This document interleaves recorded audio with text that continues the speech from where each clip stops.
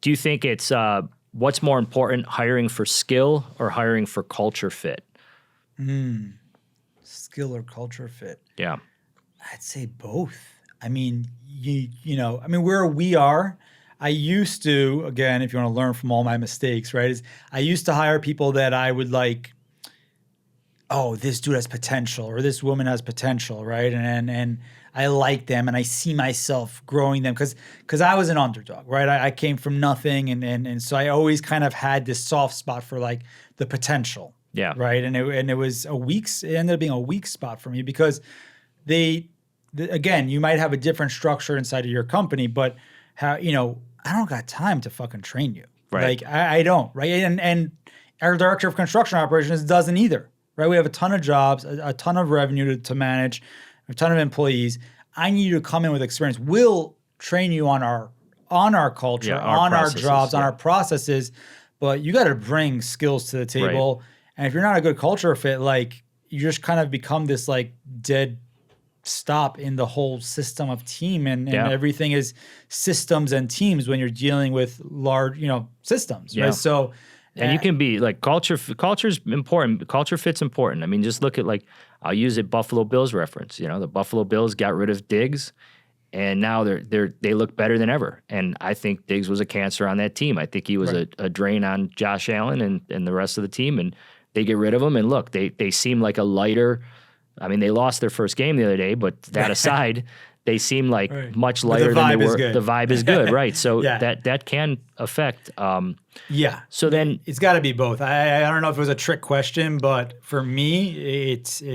I mean, what do you think? What I think about like the culture and the skill. I honestly, when I found that question, is that a trick question? No, when I found that question, that's like the kind of stuff that people Google, and I don't know that people are necessarily Googling the right thing. To me, culture or skill, it's like I try not to assign too much significance to things like that, arbitraries. Like to me, they're arbitrary. Now, yes, they mean something tangible, but when it comes to looking at a person and evaluating whether or not they're going to do the job, the only thing I can say historically plays out successfully is what I said earlier. Were they a pillar somewhere else? Because if they were a pillar somewhere else, they probably have, obviously, the skills. If we're hiring for a certain area, they're probably going to have those skills, or most of them. And then if they were that person that everybody relied on, they fit in with any culture, Yeah. I think the people who don't fit in with culture have something wrong with them, typically. Yeah. Or your culture. Your culture could be just, I mean, I've worked in some place, I say worked in, but I've owned some places that have pretty terrible cultures. Right. And like, it is what it is. It happens, and it happens as a result of shitty people being allowed to progress to places they shouldn't be or be in. Bad hiring, just yes, my own mistakes. Yeah, well, I mean, for sure. It starts from the top. It does. It does. Yeah. Sometimes you have limited control of it because you're in partnership situations. But like even then, it's just it can run away from you pretty quick, especially as you get into like larger. Groups. And I mean, are we going to touch on firing? I mean, it's not. I don't think it's as long as no. hiring. I think firing for me, firing is the moment you get that gut feeling. Like it. Well, here, look. There's two separate. Let's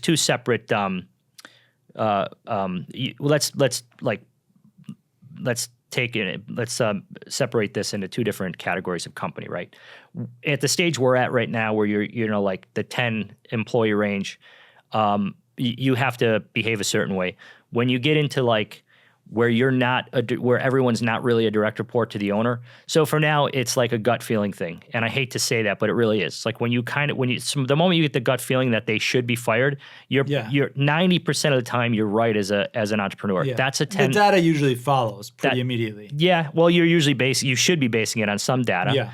That's a 10 employee or fewer company. When you get into it where you have reports and then they have reports and no longer everyone's reporting to the owner or, you're starting to become like, there's a hierarchy and all that stuff.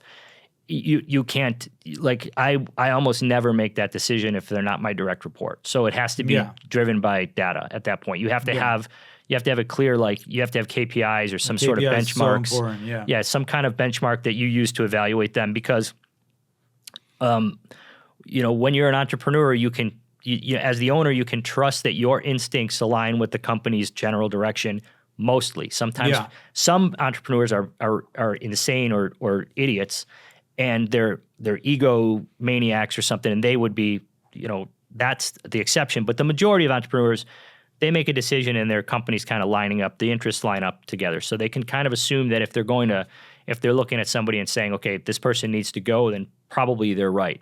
Yeah. But yeah. So. Yeah, I mean, I'll finish it with this. I mean, because this is a whole nother topic, but I just want to, it's like, I think super valuable is, and again, it's just from trial and error, right?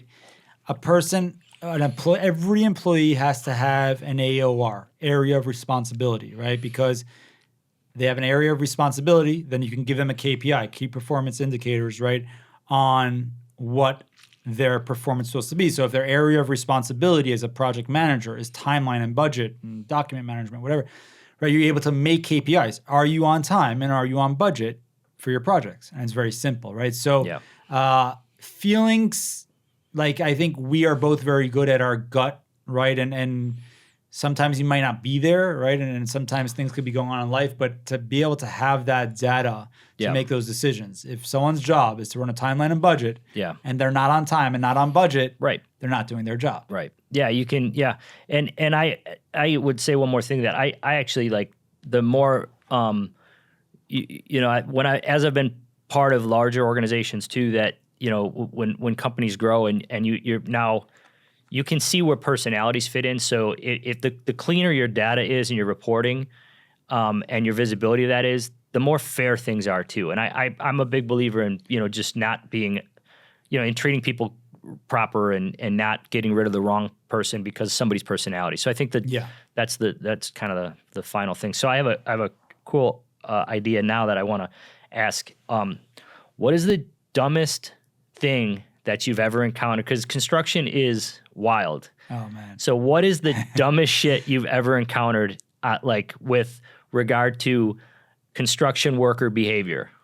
I can give you my story. Yeah, I think you have a crazier story knowing yours, but I can give you a couple. I mean, because speaking of the guy who falling asleep, I mean, I think that's what made me think of it as homeboy falling asleep. Right. Yeah. Well, I mean, man, it's like I become so jaded, right? Like as you go through hundreds of employees and you're like, I'm just thinking about it right now. Like it doesn't even seem crazy to me anymore, right? Yeah. But it's like, I've had guys doing drugs, it was when we had a lower level, we had a lot of jobs. So we had these, we call them runners, right? And they were essentially would like pick up materials from, suppliers, drop it off, go take pictures of jobs. They were kind of a very low level, management, lower level management employee. Man, those fucking runners, dude. Yeah, getting high, and I can pick up on that right away. What do you mean runners? They were running what? Well, their job was essentially to that's what we would call them. Yeah. Right? Would be pick up materials, drop off materials, take pictures of jobs, pick up checks. Gotcha. Just like the odds and ends when you're running 90 plus jobs. Yeah. So we have a bunch of those, right? And each one would be like a runner for like 10 jobs, right? And man, I mean, look, these guys were like, I could get high, and then I had like on what? It's kind of scary because this doesn't happen anymore. We don't have this level of employees, but I had we were doing these unit turnovers in a building, and we had all the keys of all the apartments, and I back then. This is like when I started out the business. I want to help people. And I hired guys that were like newly sober. The whole crew went and smoked meth and disappeared with like 50 fucking keys. Oh. And I'm like sitting there as a person, the buck stops here, right? And I'm like trying to figure, I fucking hunted these guys down. I went to basically drug infested area of LA and I was just like, I'm getting the fucking keys. Like I'm getting these keys. Like, you want your cash from working, like whatever, And, Did you recover the keys? I recovered the keys. It took me like 3 days of fucking panicking. So see, so we still have those principles. If for some odd reason employees run off with your keys, we will get them back. I mean, we can't control everything. Although background I was exposed checks. to some dark things in my life. I know how to handle that, but I don't want to be dealing with it. But that was. I had the one of the I have some crazy ones, but one was one time I got a phone call from a customer, and I didn't get very many phone calls from customers, so I don't know why this guy I probably knew him or something. So he calls and he says, your guys are over here drinking the beer out of my fridge.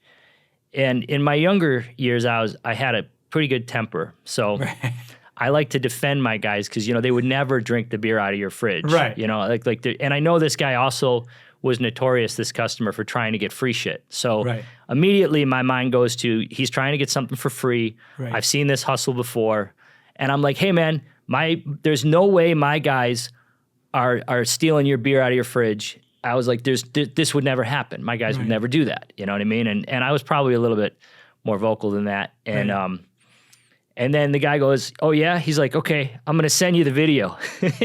And so 2 minutes later, my phone dings and I get this video of like two of my guys opening the fridge, in his backyard. They're digging a trench. And literally one of them tosses the shovel aside, walks over to the fridge, underneath the patio. He's got it on a ring cam, opens it up, grabs the entire 12-pack of Modelo out of the fridge and they just start sitting in the trench and drinking it. So it's like, what do you do? You know what I mean? Right. And then I call the worker and I said, well, why were you drinking the guy's Modelo? And of course he says, no, we weren't. We weren't drinking the guy's Modelo. So I sent him the video and I get back that, oh, hey, I'm sorry, man. We were going to replace it, but we forgot. It's like, yeah. So I had to apologize for that. Needless to say, yeah. No, I didn't fire them for that. That was a minor infraction compared to some of the other shit I dealt with. We'll have to save those stories for some other time.